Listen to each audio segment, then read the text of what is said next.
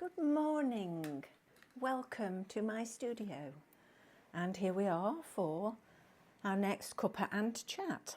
Today we have my Aquarius mug with some turmeric tea in it because this is the dawning of the age of Aquarius. So Aquarius season today, and there will be my printable with some Aquarius notes to get you going today, and yes, some other things. Now I've just set up to do this video, and I've been trying really hard to stop the reflections on my glasses, so I've been fannying around in the studio, moving lights, switching lights on, switching lights off, covering fairy lights up with a bed sheet. I've been doing all that, and I thought, right, I'm ready, I'm good to go. Make my tea. And then the bloody workmen start using one of those Stilson things outside, cutting bricks up. So we've got noise now. So I might have sorted out some of the reflections on my glasses, and now we've got noise. And I was on the verge of thinking, don't bother. Don't bother. The universe is telling you, forget it. But then I thought, no, I'm sure you can cope with a little bit of horrible noise in the background. No, wait, hang on a minute, he's stopped. Maybe we have some peace and quiet. Anyway, hope you're all well. I hope everybody's okay and coping with January. Because January is one of those months that we all sort of feel like we cope with. You know, you get the burst of the new year and the thoughts about what this year is going to bring and that sort of thing. But then there's no big party, is there? There's no like, it's still quiet, which is why I chose the word still for this month. And it has been sort of still. There's a lot happening in the world at the moment, and that can be really quite overwhelming. And I've seen other people talking about this overwhelm of the not so nice bits of life. And I thought we could maybe have a little chat about that. Oh, here he goes again. Never mind, sorry. You know, because all of when horrible things are happening, it's frightening. It's frightening and it's overwhelming, and you don't quite know what to do. So I thought I'd give you my hints and tips on coping with it, what I do to cope with that sort of that part of life. Because when we had our thing happen to us, we call it now the storm, as we name it, my life got totally turned upside down on its head in one day. And I thought life would never, ever, ever be okay again. And I'm, you know, I mean, I don't watch the news, but I know what's happening in the world, and, you know, people being displaced and losing their homes and that sort of thing is awful. Again, I wasn't taken out of my house, but I lost my home just like that. Lost everything. Our money, our home, everything that you'd worked for 40 years. So I understand how that feels, even though mine happened in a different way. So I know how traumatic that can be and extremely frightening. So how do you cope with it? How do you cope with that sort of thing? And over the last, which it's like 2.5, nearly 3 years now since it happened to me, is I understand now that it's up to you how you respond. Now, you might not like that. People might not like that idea, but it is up to you how you respond to bad things when they happen.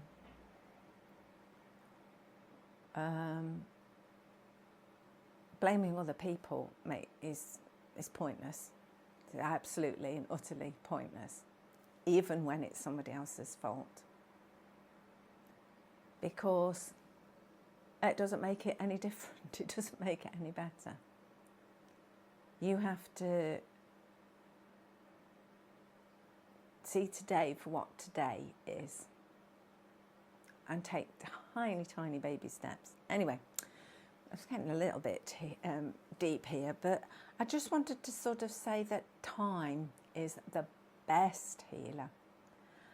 And again, you don't want to know that, and you don't want to hear that when you're in the middle of a storm. You just want it to go away. You want it to stop. But as the days go on, you learn new techniques to survive these things, and new techniques to see the joy in life again. So what I did, I gave myself space to be creative. That was the gift to myself. A way of doing something that I was in control of. And also, at that point, that's when I stopped watching the news, and I slowly reduced my time on social media and things like that, because it wasn't making it any better. It wasn't making any situation any better. All it was doing was giving me something else to moan about, or giving me poor me syndrome, or I'm not good enough thing, that sort of thing. So I decided to choose what I allowed into my world. I couldn't choose the things I had to deal with, and I still had to deal with that. But I'd try and sort of pocket them into, okay, I've got to deal with that now. And then when I've dealt with that, like shut that door, shut that cupboard drawer, whatever, and carry on in my life. Sorry, what I was in and what I was in control of again. By, say you feel like you want to know what's going off in the world, you will find out what's going off in the world anyway. Trust me. I don't watch the news, I don't read newspapers, I don't go on social media. I don't know what's going off in the world. I remember somebody once telling me something about, I think it was the royal family, that somebody had a baby, and I said, who is that? And I didn't even know who they were talking about, and I didn't even know they were pregnant. And I thought, has it changed my life? Not knowing? No, makes no difference whatsoever. But I do get to know the stuff that's important, and I know how lots of people are suffering in the world at the moment. But me watching the news and making it upset me doesn't help those people. So if there was something that I can do to make things better, and I know that thing, then I will do something. But it doesn't make things any better, you being upset about it.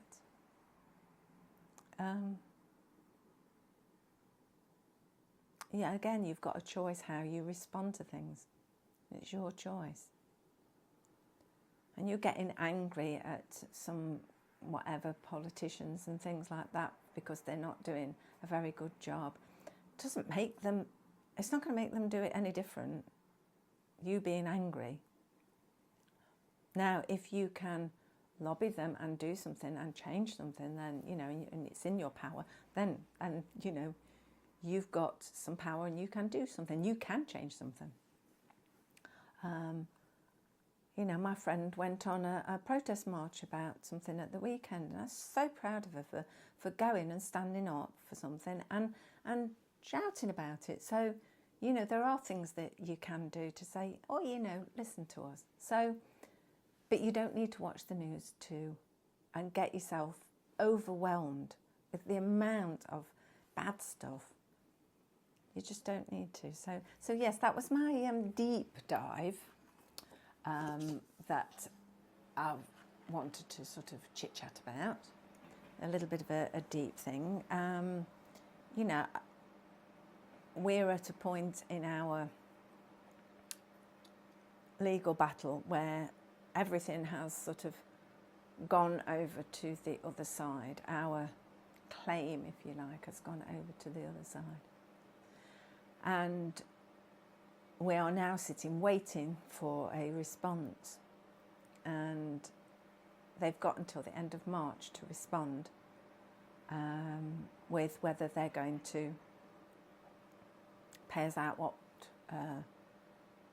what we've asked for, or whether they're going to fight it and push us and make us go to court. So it's not a nice sort of time. Wondering, because, you know, I know what these shitheads are like, and they will push it right to the end. And there's no niceness in this game at all. And I know that they will try and make it difficult for us. So that's what we've got to deal with this year. But because it's gone on so long now, I've sort of got to the point where, you know, I know that I'm still alive. I know that I'm living in a nice house, in a warm house. I'm creating a life for myself. I'm building a new life for myself. And if they don't pay us out at all, I'm still going to be here. I'm still going to be here, and I've still got to find a way, you know, and we will find a way. So I'm scared of the fight, but I'm not depressed. I'm not in a state of despair. I'm just a little bit like, oh, you know, what are they going to do? You know, it's that not knowing, isn't it? So that brings me to, you know, how I have got an opportunity to change my life right now. Not waiting for if they pay us back and we can get a home again. Not waiting for that. I've got a choice now, today, to change how I live my life. And you have got an opportunity to change right now and take control of your own future. And I know that even when you think that somebody else is holding the strings and playing you like a puppet, they're not. Because you choose how you respond to all these things. You choose. So by doing what I do and sharing this and having a little chat to you and sharing what life's all about, creating these things helps me grow and helps me build my life and helps me see new ways of enjoying life and things like that.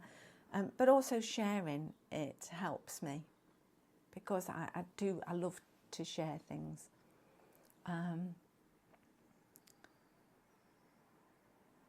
And I love being alive and I want to enjoy it. And so by adding art and colour and fun and glue and paint and humour and little characters and things like that, that's what makes my life come alive.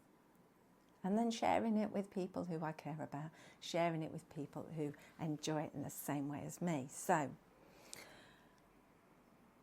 I challenge you to be an inventor, because as we come into the Aquarius season, it's all about originality and progressiveness and humanitarian as well, so thinking about others.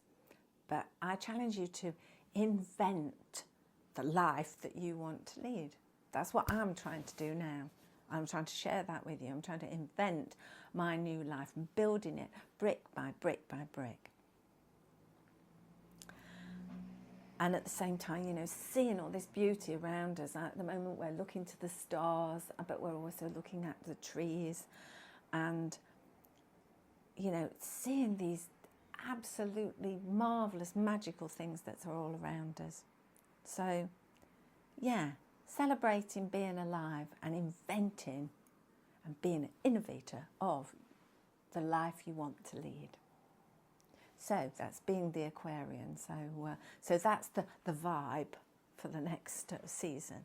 So sorry if I've been a little bit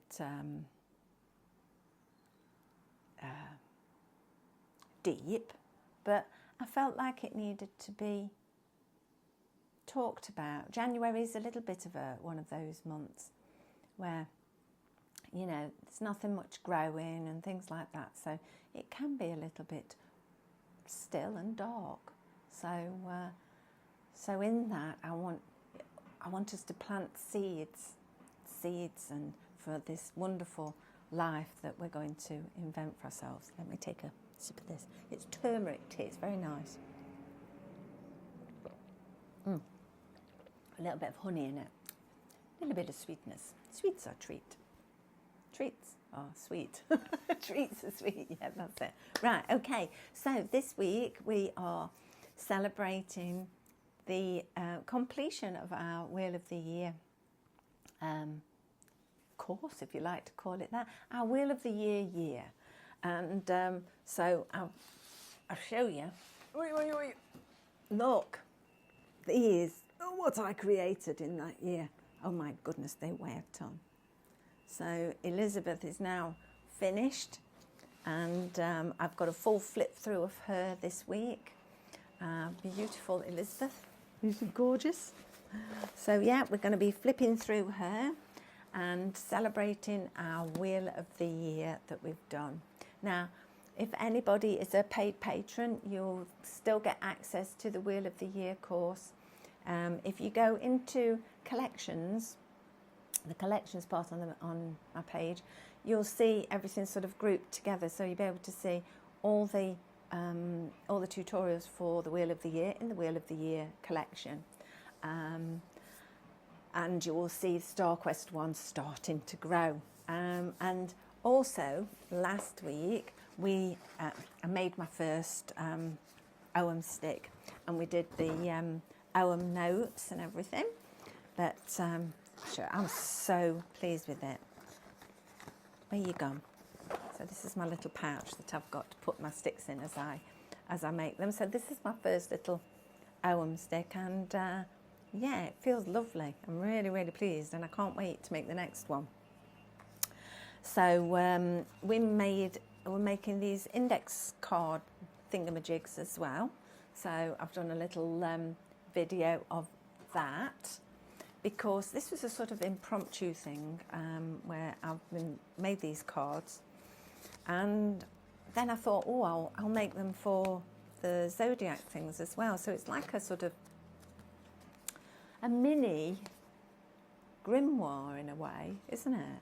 It's our mini grimoire. So I'm looking forward to growing this as well. So I've made one for my Rowan OM stick, but I've not added it to that yet. I'm not sure whether I'm going to do that or not. This is going to evolve, definitely. I can see that that getting more interesting. So watch this space.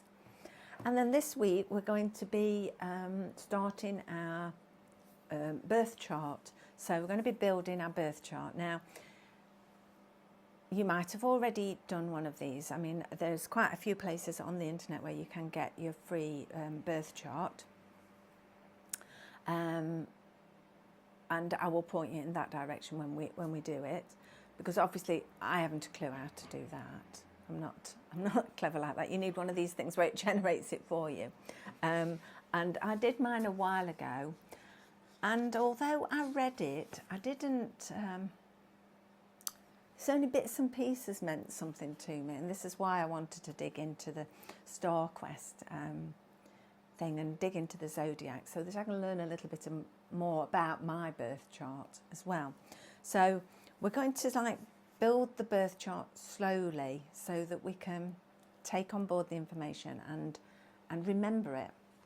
So I'm going to be sharing this this little blank birth chart for you to fill out. Let me find all my bits and pieces.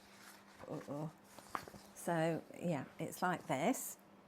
So we're going to go somewhere and download our birth chart, and then we're going to slowly add those things from the birth charts that we get off the internet and add them here, so that we can remember where the planets are and which houses are in which zodiac sign and things like that. So I'll be sharing that with you, and we'll be going through it together.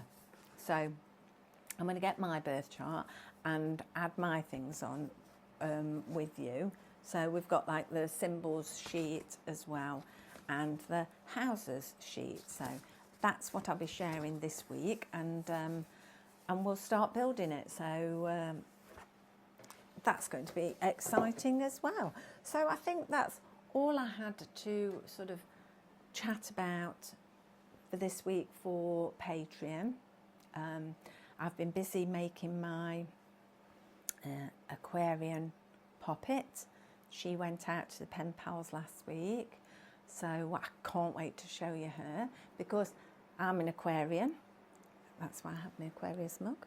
It was my birthday on the 5th of February. It's also my husband's birthday on the 8th, my mum's birthday on the 12th, and my daughter's birthday on the 27th. So yeah, we've got a lot of February birthdays.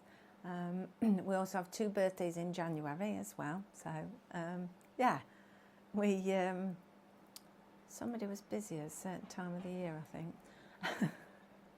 So I'll be looking forward to celebrating my birthday, even though I'm creeping up to that dreaded 60. I thought 50 was bad enough, but 60. So I'll be 59 in is it a couple of weeks or so? So yeah, and some days I really don't feel like it. You know that when you walk past the mirror and you go, who the bloody hell is that? How did I get old all of a sudden? And then another day where, you know, I'm feeling quite, I don't know, I don't feel too bad. I don't look too bad for 59. And I'm feeling quite young at heart. And then other days where you feel, good God, am I old? So, yeah, we try and embrace it, getting older. Some days I think it's easy, and then some days it's not so easy. But I don't think there's anything else to chat about at the moment. But what I'm thinking is, it would be really nice to sort of